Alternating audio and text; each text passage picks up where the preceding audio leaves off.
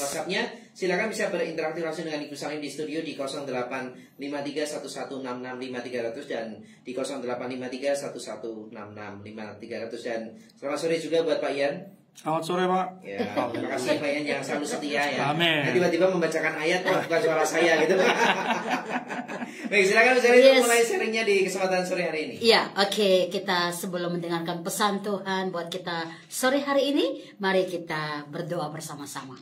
Kami bersyukur Tuhan karena hari ini kami percaya Engkau ada di sini dengan kami, dan kami juga bersyukur untuk semua kekuatan, kesehatan, nafas hidup yang Tuhan masih percayakan bagi kami untuk terus memuliakan Engkau karena tugas-tugas roh yang masih Engkau percayakan buat kami di tengah-tengah dunia ini. Dan hari ini Tuhan, kami mau mendengarkan firman-Mu. Mari pertajamkan telinga roh kami, buka mata roh kami, sehingga apa yang kami dengar, apa yang kami baca, kami sangat memahami isi hati Tuhan. Kami sangat diberkati. Apa menjadi isi hati Tuhan, kami tangkap dan kami diberkati. Biarlah Bapak semua yang mendengarkan program Happiness Moment sore hari ini, baik yang ada di kota ini Jogja, di luar Jogja, di luar daerah, di Indonesia, di luar negeri, dimanapun kami berada, hamba berdoa semua dijamah oleh Roh Kudus, semua diberkati oleh Tuhan. Diberkatilah semua kami yang datang di dalam nama Yesus. Untuk program ini kami percaya Tuhan, Engkau memberikan kami berkat anugerah-Mu melalui firman-Mu. Urapi dan berkati kami semua yang mendengarkannya di dalam nama Tuhan Yesus. Haleluya. Amin. Saudara, hidup kita sangat berharga. Yes, amin.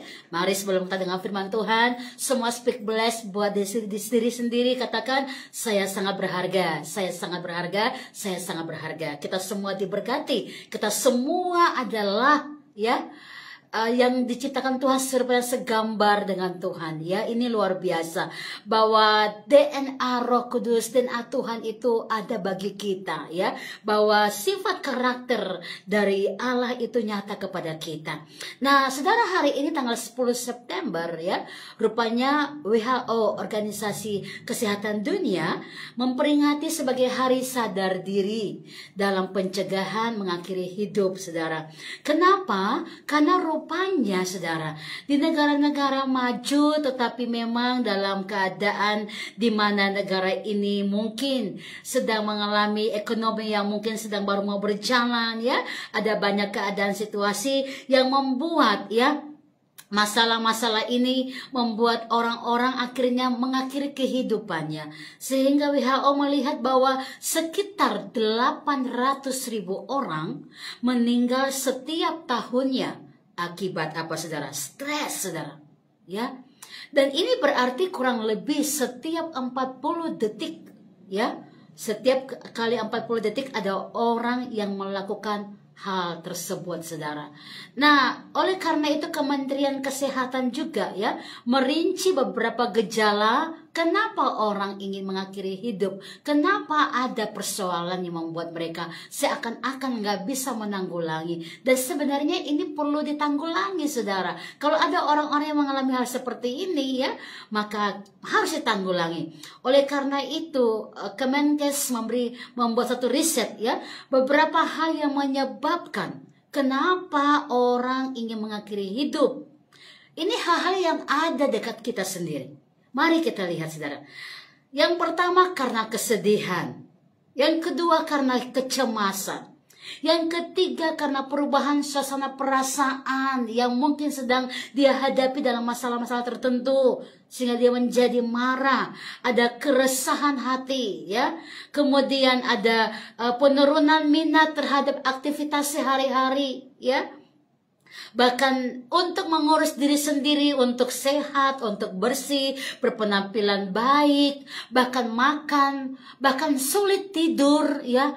Untuk mengambil sebuah keputusan, sepertinya sudah nggak ada hasrat melakukannya, ya. Dan akhirnya terjadilah perilaku menyakiti diri sendiri, Saudara. Nah, bukankah riset ini memang ini yang terjadi? Kadang-kadang kita bersedih berlebihan, ya. Kadang kita cemas berlebihan, kadang kita menjadi orang yang takut, ya, berlebihan. Kadang kita jadi orang yang cemas dan kadang kita jadi orang yang marah berlebihan, ya, Saudara, ya. Artinya kita nggak punya kekuatan mengelola setiap keadaan situasi. dalam hidup kita. Nah, ini problem, saudara. Dan takut saudara dibalik kenapa orang-orang ingin mengakhiri hidupnya. Ini kan sebenarnya ada satu ruang di mana kita membuka celah kepada si iblis untuk bekerja. Ya, karena Tuhan memberikan kita hidup yang sangat berharga sekali, sangat berarti. Makanya kesehatan fisik itu memang penting, tetapi tahukah saudara bahwa kesehatan mental ya ini harus jadi seimbang supaya kita bisa menguasai emosional kita dengan baik, dengan sehat, dan akhirnya tidak ada hal-hal yang membuat kita akhirnya sepertinya ada di satu celah di mana membuat diri kita kayak putus asa dan ingin mengakhiri segala sesuatu. Ya. Saya ingin katakan bahwa anak-anak Tuhan sebenarnya diberikan sebuah kekuatan keberanian untuk melewati masa-masa yang sukar. Kalau sampai WHO sampai memperingati ya ada pencegahan hari untuk pembunuhan diri dari orang-orang yang mengalami stres tingkat tinggi tadi itu ya, sebenarnya tidak terjadi sesuatu yang lebih parah kalau mereka bisa mengelola. Dari tahun 2003 ya WHO memperingati hari ini karena setiap 40 detik ada orang yang punya keinginan mengakhiri kehidupan. Dan saudara, ini satu hal yang mengerikan. Ini bukan sesuatu yang dianggap sepele. Kalau saudara juga membiarkan diri saudara sedih berlebihan, ya, marah berlebihan, kemudian jadi stres berlebihan, ya, ini akan jadi celah buat si jahat ambil alih. Ya, dan mengapa orang bisa bikin begitu, saudara? Ini orang yang tidak punya kekuatan rohani. Orang yang sampai seperti itu berarti orang yang kurang bersyukur sama Tuhan dan dia lupa memandang kepada Sang Penciptanya sehingga dia mengalami hal seperti itu. Ya, kita bisa sedih karena sesuatu hal itu normal sekali, tapi tidak berlebihan, saudara. Saudara sampai mungkin mogok makan, nggak mau makan, saudara menyiksa diri, nggak mau tidur, nggak mau jaga kesehatan. Ini kan hal-hal yang sebenarnya saudara tidak menemukan jati diri saudara di dalam Tuhan. Ya. Dan ini menyedihkan kalau anak-anak Tuhan ada yang mengalami seperti itu. Karena Tuhan kita memberikan kita hidup yang sangat berharga sekali dan sangat berarti. Ya, tetapi mari kembali kepada keluarga Kristen, saudara. Keluarga Kristen, disinilah peran saudara untuk memperhatikan bagaimana anggota keluarga saudara. Apakah mereka sudah berjalan di jalan Tuhan? Apakah mereka punya kehidupan pergaulan dengan orang-orang yang tepat? Inilah peran dan fungsi masing-masing anggota keluarga, baik sebagai ayah, baik sebagai ibu, sebagai anak, sebagai orang tua. Kita harus berfungsi dengan baik supaya ya saudara ya, ini menjadi satu kekuatan untuk kita bisa berjalan dengan sukacita. Walaupun menghadapi banyak ujian, tantangan hidup, karena orang hidup pasti banyak ujian, tapi saudara punya cara untuk menyelesaikan. Saudara punya kekuatan untuk menyelesaikannya. Kenapa? Karena firman Allah tinggal di dalam saudara. Dan ini PR bagi semua anggota keluarga Kristen. Saudara, ya. Dalam menghadapi persoalan-persoalan yang sampai hari ini, salah satu contohnya pandemi yang belum selesai, saudara. Ini bukan satu hal yang kebetulan, saudara, hanya mengatakan dan mulai merasa kayak tertekan dan stres. Saudara harus tangani. Kita tidak pernah dikasih Tuhan roh ketakutan, saudara. Tapi Tuhan kasih kita roh keberanian untuk menertibkan diri kita dan mengarahkan kepada Tuhan. Ya, oleh karena itu peran penting keluarga Kristen dalam menyingkapi bagaimana keadaan situasi ini. Mereka mengharapkan, mereka menaruh pengharapan kepada Tuhan harus terjadi. Dan kita semua diberikan Tuhan kekuatan untuk bisa melewati masa yang sukar. Ya, nah, kenapa orang bisa stres dan akhirnya mengakhiri kehidupannya, saudara? Orang akhirnya menyiksa dirinya. Ini salah satu perhatian karena keluarga tidak memberikan dukungan kepada anggota keluarganya, saudara. Ya, bayangkan satu keluarga, ya, kita taruh ada 4 orang, ayah, ibu, dan 2 anak.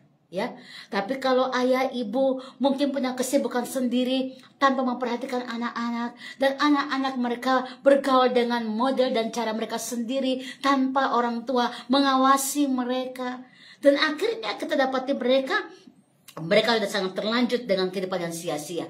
Ini tentu nggak bisa dibiarkan, saudara. Ya, kalau sampai WHO memperingati hari ini untuk mencegah orang membunuh diri, kita tidak bisa diam untuk memperhatikan. Kalau ada anggota keluarga saudara yang sepertinya sedih berlebihan, tidak mau mengurus diri, nggak punya semangat lagi, cepat-cepat saudara harus membimbing ke arah rohani. Cepat-cepat saudara harus membawa mereka untuk mengenal siapa Tuhan. Cepat-cepat saudara harus membereskan mereka kembali kepada Sang Pencipta. Ya, karena hal-hal itu adalah celah yang akan dibuat untuk iblis bisa menguasai seseorang. Nah, mari kita belajar firman Tuhan. Apa yang Tuhan katakan sangat jelas buat kita untuk kita menghargai diri kita. Dan kita melihat diri kita begitu berharga dan berarti. Kita baca Filipi 3 ayat 4 sampai dengan ayat yang ke-6, saudara. Filipi 3 ayat 4 sampai dengan ayat yang ke-6. Demikianlah firman Tuhan. Sekalipun aku juga ada alasan untuk menaruh percaya pada hal-hal lahiriah, jika ada orang lain menyangka dapat menaruh percaya pada hal-hal lahiriah, aku lebih lagi. Disunat pada hari ke-8 dari bangsa Israel, dari suku Benyamin orang Ibrani asli, tentang pendirian terhadap hukum Taurat, aku orang Farisi. Ayat yang ke-6, tentang kegiatan aku penganiaya jemaat, tentang kebenaran dalam mentaati hukum Taurat, aku tidak bercacat. Mari kita belajar sebentar tentang diri seorang Rasul Paulus, saudara. Kalau bicara masa lalunya, ya, dia ini nggak punya kesempatan untuk membuat dirinya sepertinya ada damai sejahtera bagi orang lain yang melihat dia. Dengan kata lain, semua orang melihat dia, semua orang sepertinya langsung lemas, langsung hopeless, langsung putus pengharapan.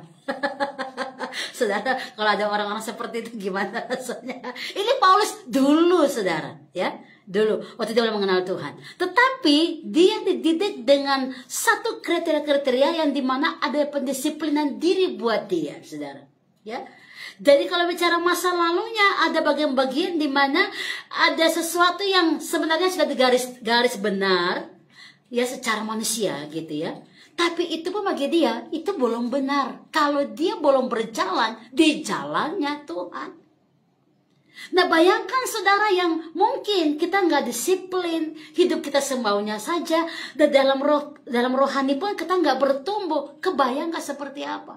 Seorang Paulus yang disiplin diri aja, bagi dia bahwa masa lalunya itu yang begitu sangat tertata dengan sangat rapi itu, bagi dia itu nggak ada apa-apanya, saudara. Ya. Kenapa? Karena bagi dia, di dalam Tuhan itulah segala-galanya. Jadi kalau di dalam satu keluarga nggak ada ketertiban, tidak ada mengatur diri, nggak ada memberikan kewajiban-kewajiban kepada anggota keluarga untuk buat sesuatu, semuanya bangun semaunya, semuanya ngerjakan ini tuh semaunya, tidak ada saling sapa, nggak ada shalom, nggak ada kata-kata terima kasih dan segala macam. Ya tentu ini arah-arah yang membuat akhirnya rumah tangga atau keluarga ini akan hancur, saudara. Ya, ingat, Tuhan memberikan kita hidup itu sangat berharga dan DNA sama dengan Dia. Apa yang Tuhan katakan, ya, bahwa kita diciptakan serupa dan segambar dengan Kristus, bahwa ada karakter Kristus di dalam diri kita. Yang kedua, dikatakan kita ini adalah DNA-nya Kristus karena kita memiliki pembawaan genetik Kristus, tinggal dalam pengajaran firman-Nya. Yang ketiga, kita ini berharga karena kita adalah DNA Kristus, karena kita membawa materi genetika dari generasi ke generasi menyatakan karya Yesus Kristus. Yang keempat, kita ini berharga dan berarti karena kita DNA Kristus, kita memberikan kontrol diri kepada Tuhan yang ambil alih. Dan yang kelima, kita DNA Kristus, kita berharga, saudara, karena kita berdampak kepada senyawa orang-orang yang ada dengan kita, sekeliling kita. Bukankah ini kabar baik, saudara? Good news, saudara. Makanya bedakan keluarga yang tidak melibatkan Tuhan, mengambil alih atau intervensi Tuhan, dan keluarga yang tidak, yang membiarkan Tuhan mengambil alih. Beda sekali, saudara. Ya, keluarga ini bisa hancur, ada anggota-anggota yang bisa rusak karena mereka tidak membiarkan Tuhan mengambil alih seluruh hidup mereka. Tapi keluarga yang membiarkan Tuhan mengambil alih, adalah keluarga yang mengerti bahwa mereka menemukan DNA di dalam Kristus. Makanya hidup mereka berarti ada 5 aspek tadi yang kita sudah bahas tadi. Ya, bahwa mereka sadar diciptakan sebagai segambar dengan Tuhan. Makanya hidup mereka itu tidak akan disia-siakan. Yang kedua, mereka memiliki pembawaan genetik Kristus. Tinggal dalam pengajaran Tuhan. Nanti kita akan bicara tentang DNA Kristus setelah sesi kedua, saudara. Ya, tetapi saya ingin bilang bahwa sebagai orang-orang percaya di dalam Tuhan, kenapa saudara ada niat untuk sedih, untuk kecewa, untuk marah, dan segala macam, saudara? Bukankah hidup kita ini, ya, lebih berarti, lebih berharga dari ciptaan yang lain? Bahkan Tuhan berkata, nggak usah kamu khawatir masalah makan dan minum segala macam. Bukankah itu lebih berharga dari apa yang kau pakai? Berarti sebenarnya kita ini perlu enjoy, nikmati, karena hari-hari kita Tuhan sudah membuatnya begitu indah untuk kita menikmati segala-galanya. Kenapa orang bisa mengakhiri kehidupannya? Tadi karena dia nggak mengerti asal mualah dia dari mana. Tapi kalau orang yang tahu siapa dirinya, dia akan menjaga harga diri, menjaga hidupnya, menjaga setiap nafas hidupnya untuk menceritakan kemuliaan Tuhan. Saudara dan saya adalah orang-orang yang berharga. Saudara dan saya adalah orang-orang yang mengasihi Tuhan. Mari saudara, kalau setiap 40 detik ada orang yang punya niat membunuh diri, saudara harus hadir di sana, mencegah mereka dan membuat mereka mengerti mereka berharga di mata Tuhan. Dan inilah tanggung jawab kita. Mulai dari mana? Ya, from home, dari rumah saudara. Perhatikanlah seisi keluarga saudara. Ya, speak bless, belajar firman dengan mereka, ajarkan mereka saat engkau duduk, engkau berdiri, engkau berjalan, kemanapun engkau pergi, firman Allah harus ada kepada mereka dan membuktikan bahwa keluarga kita akan aman dan baik-baik saja. Kita akan kembali sesi kedua tentang DNA siapa saudara dalam Kristus. Stay tuned. God bless.